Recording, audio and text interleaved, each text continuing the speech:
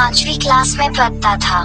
उसके पापा की गवर्नमेंट जॉब थी, इसलिए वो अपने परिवार के साथ गवर्नमेंट द्वारा बनाए गए एक क्वार्टर में रहता था।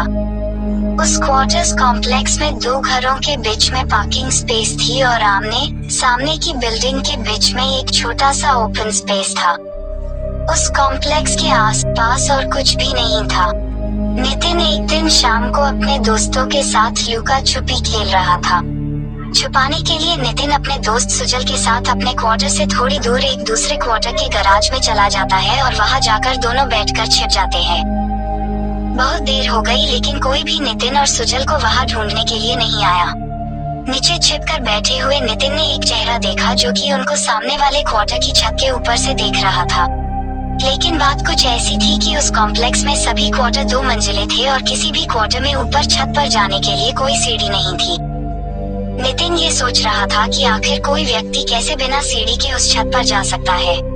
क्योंकि दिन में भी वहां पर जाना संभव नहीं था, तो रात के अंधेरे में उस छत पर जाना इतना आसान नहीं था। नितिन ने ये भी नोटिस किया कि वो चेहरा उसको लगातार घूर रहा था, पर रात होने के कारण वो कौन था और वो किसका चेहरा था यह नितिन को दिखाई नहीं दिया। नितिन ने अपने दोस्त सुजल को ये बात बताई, पर सुजल को कुछ भी नहीं दिखाई दिया।